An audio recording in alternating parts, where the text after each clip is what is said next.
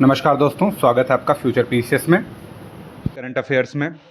ये current affair series UP PCS pre और RO के लिए फोकस है। तो चलते हैं आज के पहले न्यूज़ की तरफ, जो कि है ई गवर्नेंस के लिए 27वें राष्ट्रीय सम्मेलन का आयोजन किया जा रहा है। यह राष्ट्रीय सम्मेलन मुंबई में आयोजित किया जा रहा है। ठीक है, ई गवर्नेंस क्या होता है? तो सरकार जो है वो गुड गवर्नेंस पे ध्यान देती है, जिसे सुशासन कहते हैं। सुशासन के आधारों में से एक महत्वपूर्ण आधार जो है वो ई गवर्नेंस भी है। ई गवर्नेंस मतलब शासन के लिए इलेक्ट्रॉनिक गेटवे का इस्तेमाल करना, जैसे इलेक्ट्रॉनिक जितनी भी कम्युनिकेशन टेक्निक्स हो गई या कुछ भी डिलीवर करने के लिए, कोई सर्विस डिलीवर करने के लिए जहाँ इलेक्ट्रॉनिक माध्यम का यूज़ किया जाता है, तो वो ई गवर्नेंस हो जाता है। और फिर ये सुशासन को बढ़ावा देता है, ये पारदर्शिता को बढ़ावा देता है, क्रेडिबिलिटी बढ़ती है इससे, और शासन का समय घटता है। तो इससे कहते हैं कि ये मिनिमम गवर्नमेंट है और मैक्सिमम गवर्नेंस है। मतलब लोग कम है जो गवर्नेंस कर रहे हैं, लेकिन जो सेवा है वो ज़्यादा है। जैसे एक ही पोर्टल पे या एक ही ऐप के द्वारा आपको कई सारी वन टैप सेवाएं मिल जाए। तो इस 27वें राष्ट्रीय सम्मेलन जो मुंबई में हुआ है, इसमें एक गोल्ड मेडल दिया गया है ई गवर्नेंस में अच्छा प्रदर्शन करने के लिए। वो गोल्ड मेडल दिया गया है एक संस्था को, जो प्राइवेट संस्था है, ओएनडीसी। ओएनडीसी का गठन जो है वो डीपीआईआईटी द्वारा, मतलब मंत्रालय द्वारा ही किया गया था, उसके विभाग द्वारा ही किया गया था। लेकिन ओएनडीसी है प्राइवेट संस्था। इसका नाम है open network for digital commerce. ठीक है, अब डिजिटल कॉमर्स क्या होता है? तो ई कॉमर्स आप लोग समझ रहे हैं, वो डिजिटल कॉमर्स के समकक्षी है। तो ई कॉमर्स कंपनियां जैसे अमेजॉन हो गया, फ्लिपकार्ट हो गया, उसी तरह ये भी एक ई कॉमर्स या डिजिटल कॉमर्स प्लेटफॉर्म है। लेकिन ये ओपन नेटवर्क है, मतलब इसमें आपको फीस नहीं देनी है। जैसे उनका उद्देश्य व्यापारिक है, जबकि इसका उद्देश्य क्या है? ओपन नेटवर्क प्रोवाइड कराना है। तो ये जो है सरकार के जो प्रोडक्ट हैं, जो सरकार के पोर्टल्स हैं, उनको सपोर्ट करने के लिए एक तरह से बना हुआ है। तो सरकार का जैसे जेम पोर्टल हो गया, या सरकार जिनको भी पीएलआई स्कीम देती है। पीएलआई क्या होता है? Production link initiative. मतलब जो प्रोडक्शन करना चाह रहा है, निवेश की इकाई स्थापित करना चाह रहा है, उसको इंसेंटिव मिलता है, कुछ सपोर्ट मिलता है शुरू में।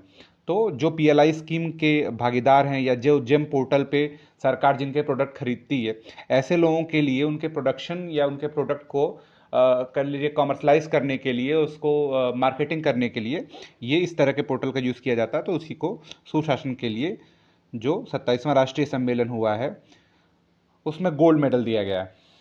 अगली न्यूज़ की तरफ चलते हैं। प्रधानमंत्री नरेंद्र मोदी ने आज ब्रुनेई में भारतीय उच्चायोग के नए चांसलरी परिषद का उद्घाटन किया। तो प्रधानमंत्री अभी दो देशों की यात्रा पे हैं, एक देश है सिंगापुर और दूसरा देश है ब्रुनेई। ये प्रधानमंत्री की पहली ब्रुनेई की यात्रा है। अब ब्रुनेई है कहाँ? ये कंट्री अपने आप में इंपॉर्टेंट है और ज्योग्राफी से इससे कई सारे क्वेश्चन पूछे गए हैं। तो ये जो मलय प्रायद्वीप हो गया, और फिर ये सुमात्रा, ये जावा, यहीं पे एक द्वीप है जिसका नाम है, ये देश है इसमें दो,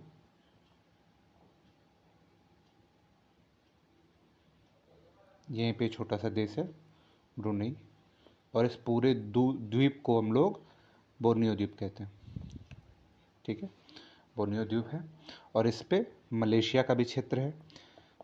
इस द्वीप पे मलेशिया का भी अधिकार है, और ये इस पे इंडोनेशिया का भी अधिकार है। पीसीएस में ही क्वेश्चन पूछा हुआ है कि कौन सा ऐसा द्वीप है जिसमें तीन देशों का अधिकार एक साथ है? तो मलेशिया का भी अधिकार है। इस क्षेत्र को सारावाक कहते हैं। जो मलेशिया के अधिकार वाला क्षेत्र है ये सारावाक है। जो इंडोनेशिया के अधिकार वाला क्षेत्र है उसको कालीमंतान कहते हैं, कालीमंथन कहते हैं। और तीसरा जो देश है, जैसे इंडोनेशिया और सारे देशों पे, जैसे सुमात्रा है, ये जावा है, तो ये और देशों पे है, वैसे ही मलेशिया यहाँ पे है, मलय प्रायद्वीप पे भी है। लेकिन इस पे जो एकमात्र देश स्थित है, इसका नाम है ब्रुनेई है, और इसकी राजधानी है बंदरसेरी बागवान। बंदरसेरी बागवान। तो आज ब्रुनेई में और यही बंदरसेरी बागवान पे ही नई चांसरी का प्रधानमंत्री ने उद्घाटन किया, और पहले प्रधानमंत्री ब्रुनेई की यात्रा करने के लिए हो गए। सिंगापुर क्यों इंपॉर्टेंट है? सिंगापुर दो चीज़ों के लिए इंपॉर्टेंट है। पहली है, सिंगापुर से निवेश आता है भारत में। सिंगापुर हाईएस्ट एफडीआई निवेश करने वाला है और भारत निर्यात भी करता है। इसके अलावा सिंगापुर में बहुत सारे प्रवासी भारतीय भी रहते हैं, बहुत सारे एनआरआई रहते हैं जो वहाँ रह के जॉब करते हैं। इसलिए सिंगापुर छोटी लेकिन दक्षिण एशिया में काफ़ी इंपॉर्टेंट कंट्री है अपने एफडीआई और निवेश के दृष्टिकोण से। चलते हैं अगले न्यूज़ की तरफ। यह वर्ल्ड फूड इंडिया 2024 की तैयारियों की समीक्षा के लिए नई दिल्ली में, जो वर्ल्ड फूड इंडिया है वो नई दिल्ली के भारत मंडपम में होना है। तो इसकी तैयारियों के लिए जो केंद्रीय खाद्य प्रसंस्करण मंत्री हैं, जो चिराग पासवान जी हैं, इन्होंने इसका जायज़ा लिया। तो यहीं पे हम लोग कुछ और कैबिनेट मंत्रियों को देख लेते हैं। 2024 की मंत्रिमंडल में जो बड़े कैबिनेट मंत्री हैं वो तो नहीं बदले गए हैं। जैसे आप लोगों को पता है पिछले बार में रक्षा मंत्री 2 बार से वही हैं, फिर गृह मंत्री, वित्त मंत्री, रेल, विदेश, शिक्षा के धर्मेंद्र प्रधान ही हैं। ये इतने लोग नहीं बदले गए हैं, लेकिन जो बदले गए हैं वो इम्पोर्टेंट हो जाते हैं। पहला है स्वास्थ्य मंत्री। स्वास्थ्य मंत्रालय किसे दिया गया है? तो ये जेपी नड्डा को दिया गया है, ठीक है। और देखिए रोड ट्रांसपोर्ट भी नहीं बदले गए। नितिन गडकरी जी बहुत बेहतरीन काम करते हैं तो उनको भी बदला नहीं गया है। फिर बदले जाने वाले में से मनोहर लाल खट्टर जो हैं, मनोहर लाल, इनको दिया गया है ministry of housing and urban affair, Manohar Lal. इसी तरह जो एमपी के मुख्यमंत्री हैं उनको कृषि मंत्री बनाया गया, ये हैं शिवराज सिंह चौहान। और महिला बाल विकास मंत्री हम लोग 2 दिन से पढ़ रहे हैं, ये इंपॉर्टेंट हो जाता है क्योंकि पहली बार इनको मिनिस्ट्री मिली है, अन्नपूर्णा देवी हैं। लल्लन सिंह जो जेडीयू के कोटे से मंत्री बने हैं वो पंचायती राज मंत्री हैं। इसके अलावा जीतन राम मांझी जो हैं वो एमएसएमई के मंत्री बने हैं। और के आर नायडू जो हैं वो जो आंध्र की पार्टी है टीडीपी, उसके कोटे से जो मंत्री बने हैं, इनको एविएशन मिनिस्ट्री मिली है। एविएशन मिली है मतलब नागरिक उड्डयन मंत्रालय मिला है। ये मंत्रालय पहले ज्योतिरादित्य सिंधिया के पास था, अब सिंधिया जो हैं उनको संचार मंत्रालय मिल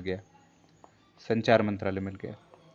इसी तरह आपको पता है कि स्मृति ईरानी हार गई हैं, तो जो कपड़ा मंत्रालय है वो, इनका कपड़ा मंत्रालय गिरिराज सिंह को मिल गया। तो इस तरह रिलेट करके हम लोग याद कर सकते हैं। संस्कृति और पर्यटन मंत्रालय गजेंद्र सिंह शेखावत को मिला है। तो ये कुछ इंपॉर्टेंट मंत्रालय हो गया। मंत्रालय छोटे हैं परंतु इम्पोर्टेंस इनका ऐसे हो जाता है कि वो पूछे जा सकते हैं, क्योंकि बड़े मंत्रालय तो बदले ही नहीं गए हैं। तो इनको गजेंद्र सिंह शेखावत को पर्यटन मिला है, ठीक है। पिछली बार के जो स्वास्थ्य मंत्री थे मनसुख मंडाविया को मिला है श्रम मंत्रालय, ठीक है। हरदीप सिंह पुरी को मिला है, हरदीप सिंह पुरी को पेट्रोलियम और नेचुरल गैस मिला है। ये हरदीप पहले ये मनोहर लाल खट्टर वाले में थे, तो ये ministry of housing and urban affair संभालते थे, तो फिर इनको petroleum and natural gas minister बना दिया गया। मतलब कुछ मंत्री का मंत्रालय ट्रांसफ़र हुआ है और कुछ का आप जान रहे हैं कि। चलते हैं अगली न्यूज़ की तरफ। ये है भारत सरकार त्रिपुरा सरकार और त्रिपुरा के 2 इंसर्जेंसी ग्रुप के बीच एक समझौता हुआ है। तो एक बार ये क्वेश्चन पूछा हुआ है, पीसीएस में पूछा हुआ था, तो उसमें असम में था और उस दौरान भारत सरकार उस समझौते का हिस्सा नहीं थी, वो केवल असम सरकार और वहाँ के इंसर्जेंसी ग्रुप के बीच में था। लेकिन इस बार 4 पक्ष हैं, एक है इंडियन गवर्नमेंट है, दूसरी त्रिपुरा की सरकार है और फिर ये 2 ग्रुप हैं। इन 2 ग्रुप का नाम आप देख सकते हैं, national liberation front of Tripura है और त्रिपुरा टाइगर फोर्स है। तो कुल 4 पार्टी हैं इसके बीच में, तो ये पार्टीज़ का नाम ध्यान दे सकते हैं। और त्रिपुरा के बारे में कुछ चीज़ें जानते हैं। त्रिपुरा जो राज्य है वो पूर्ण राज्य, उसको 1971 में नॉर्थ ईस्ट एक्ट आया था। नॉर्थ ईस्ट एक्ट के तहत एक साथ 3 राज्यों को त्रिपुरा के 3 राज्यों, त्रिपुरा कह रहे हैं, नॉर्थ ईस्ट के 3 राज्यों को एक साथ पूर्ण राज्य का दर्जा दिया गया था। इसमें मेघालय था। मेघालय पहले असम का एक ऑटोनॉमस स्टेट था, मतलब ऑटोनॉमस था लेकिन असम के अंडर में था। इसको मिल गया था, त्रिपुरा को मिल गया था, त्रिपुरा को मिला था और मणिपुर को मिला था। ठीक है।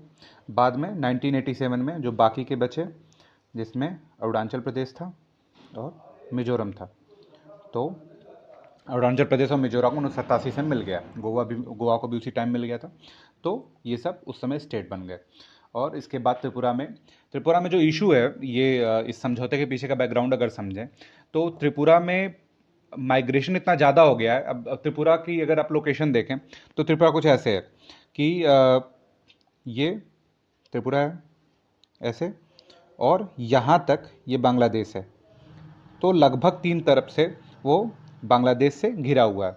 और दूसरे क्या है कि बंगाल से बहुत ज़्यादा यहाँ प्रवसन हुआ है, बांग्लादेशियों का प्रवसन हुआ है, जिस कारण जो वहाँ की लोकल कम्युनिटी है, जो वहाँ त्रिपुरीज हैं, वो माइनॉरिटी हो गए।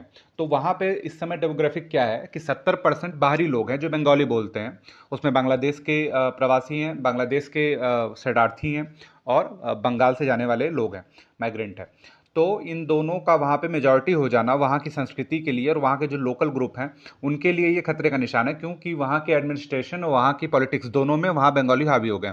तो इसलिए त्रिपुरा में ये इंसर्जेंसी ग्रुप इन लोगों को बाहर निकालने के लिए, इन शरणार्थियों को भगाने के लिए और वहाँ पे अपने कल्चर को बचाने के लिए, एडमिनिस्ट्रेशन पॉलिटिक्स में अपने पार्टिसिपेशन के लिए उन्होंने ये शुरू किया था। और इन्होंने बहुत सारी मांगें भी रखी, लेकिन अब समझौता होने लगा। अब यहाँ पे जानते हैं त्रिपुरा में कौन कौन सी ट्राइब्स रहती हैं। तो रियांग ट्राइब एक है, जैसे एक त्रिपुरी खुद हो गई, फिर रियांग हो गई, जमातिया हो गई, चकमा, हलाम और कुकी।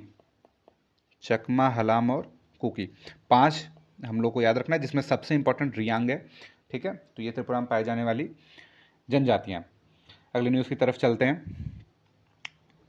पैरा ओलंपिक में भाग लेने वाली पहली ट्रांसजेंडर एथलीट वेलेंटीना पेट्रिलो हुई हैं। वेलेंटीना पेट्रिलो कहाँ की हैं? ये इटली की हैं और ये स्प्रिंटर हैं। स्प्रिंटर मतलब धावक हैं। तो ये न्यूज़ में था, न्यूज़पेपर में निकला हुआ था, तो ध्यान रख सकते हैं। आगे चलते हैं।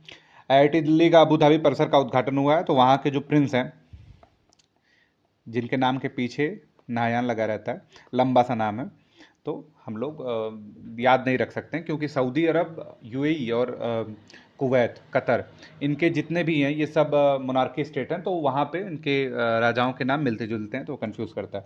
तो आईआईटी दिल्ली का अबू धाबी में एक परिसर उद्घाटन हुआ। कुल अब तक 7 परिसर हो चुके हैं आईआईटीज़ के, जो विदेश में है, देश से बाहर 7 परिसर हैं। और इसमें से पूछा जा सकता है कि ये तो हुआ है, लेकिन सबसे पहला कौन सा था? तो सबसे पहला आईआईटी मद्रास था। आईआईटी मद्रास जो मुझे लग रहा है जुलाई 2023 में जंजीबार तंजानिया में इसने अपना एक परिसर खोला था। ठीक है। ये एक तरह से डिप्लोमेसी का हिस्सा है और इससे जो प्रवासी हैं हर जगह, जैसे अब जानते हैं कि लगभग मतलब इंडिया के प्रवासी सबसे ज़्यादा रहते हैं विदेशों में, तो उनकी शिक्षा के लिए, दूसरी बात है डिप्लोमेसी के लिए और एक तरह से शिक्षा गठजोड़ करने के लिए ये परिसर खोले जाते हैं। अगली न्यूज़ है, ये है नवाब सिंह कमेटी। ये कमेटी किसके लिए गठित की गई है? तो जो शंभू बॉर्डर है, तो यहाँ पे ये दिल्ली में प्रवेश करने के लिए बॉर्डर है, तो यहाँ पे किसानों का प्रदर्शन चल रहा है पिछले कई दिनों से। तो इस बॉर्डर पे, तो इसका सुप्रीम कोर्ट ने खुद ही संज्ञान लिया और इसके लिए एक कमेटी गठित की है, जो इनकी समस्याओं पे विचार करेगी कि क्या समस्याएं हैं और इनका क्या संभव उपचार हो सकता है। समस्या तो, सीधी समस्या तो यही एमएसपी वाली है कि एमएसपी को लीगलाइज किया जाए, उसको कानून बनाया जाए, नियम बना के दिया जाए, लेकिन उसमें सरकार की भी कुछ चुनौतियां जिसको समझना जरूरी है। तो कैसे बीच का रास्ता निकल सकता है, इसके लिए कमेटी, नवाब सिंह कमेटी गठित की गई है। जो आज की लास्ट न्यूज़ है वो है एक सैन्य अभ्यास है। ये सैन्य अभ्यास वरुण सैन्य अभ्यास इंडिया और फ्रांस के बीच में हुआ है। ठीक है। इंडिया फ्रांस के बीच में वरुण सैन्य अभ्यास हुआ है। इस अभ्यास में 2 INS तबर और P8 टाई 2 विमान भाग ले रहे हैं। इसके अलावा इंडिया फ्रांस मतलब स्ट्रेटजिक पार्टनर भी हैं, डिफेंस पार्टनर भी हैं और डिफेंस डील बड़ी बड़ी करते हैं, जिसमें राफेल आप जानते ही हैं। तो एक तरह से मेजर डिफेंस पार्टनर है। तो इंडिया फ्रांस के बीच में इसके अलावा शक्ति होता है, फ्रिंजेक्स होता है, 2 और युद्धाभ्यास होते हैं। हाल ही में और अगर कोई युद्धाभ्यास देखना चाहें हम लोग तो उसमें एक हुआ था अभी जल्दी ही, होपेक्स। होपेक्स हुआ था इंडिया और इजिप्ट के बीच। इंडिया और इजिप्ट के बीच, ये मिस्र में ही हुआ था। इजिप्ट को ही मिस्र कहते हैं। होपेक्स हुआ था। इसके अलावा नोमैडिक एलिफेंट ये इंडिया और मंगोलिया के बीच में होता है। इंडिया मंगोलिया आप जानते हैं एशिया का एक लैंडलॉक कंट्री है। और इसके बाद जो इम्पोर्टेंट है वो है तरंग शक्ति, एक युद्धाभ्यास हुआ है। तो तरंग शक्ति एक बहुदेशीय युद्धाभ्यास है। इसमें बहुत सारे लगभग 10 देश भाग लिए हैं। 10 देशों को याद तो नहीं रख सकते हैं, लेकिन आप एक लॉबी याद रख सकते हैं। ये लॉबी किसकी है? ये USA, Japan, UK, UAE, Australia, Germany, Spain, India, ये। तो आप ऐसे मतलब एंटिसिपेट कर सकते हैं कि कौन सा देश इसमें होगा। तो तरंग शक्ति ये पहली बार भारतीय वायुसेना ने इसको आयोजित कराया था। 2 जगह आयोजित हुई थी, एक तमिलनाडु में, एक जोधपुर में, राजस्थान में। 2 जगहों पे तरंग शक्ति का आयोजन किया गया था। इसके अलावा अगर युद्धाभ्यास देखें तो एक फ्रीडम एज युद्धाभ्यास हुआ था। ये आपका चाइना, रसिया और उत्तरी कोरिया को काउंटर करने के लिए उसी मोर्चे पे हुआ है। और इसमें भाग लेने वाले जो हैं वो साउथ कोरिया है, जापान है और USA। इन तीनों का ये एक सबसे बड़ा युद्धाभ्यास हुआ था, जिसे कहा जा रहा है कि विश्व का सबसे बड़ा युद्धाभ्यास है। उसका नाम है रिमपैक। ये हवाई द्वीप में हुआ है। हवाई एक द्वीप है प्रशांत महासागर का, जिस पे USA का अधिकार है। ये एक प्रांत भी है USA का। हवाई द्वीप पे हुआ है और इसमें 29 देश लगभग भाग लिए हैं। ठीक है। और भारत का भी इसमें प्रतिभाग रहा। और इसमें INS शिवालिक ने प्रतिभाग किया। तो ये थी 4 सितंबर की हमारी न्यूज़। तो आप लोग जुड़े रहिए, डे बाय डे न्यूज़ चलेंगी, वीकली न्यूज़ भी होंगी और मंथली भी कवर किया जाएगा। और ये सब जब तक RO प्री नहीं होता, PCS प्री नहीं होता, तब तक ये लगातार सीरीज़ चलती रहेगी। बहुत बहुत धन्यवाद आप लोगों का।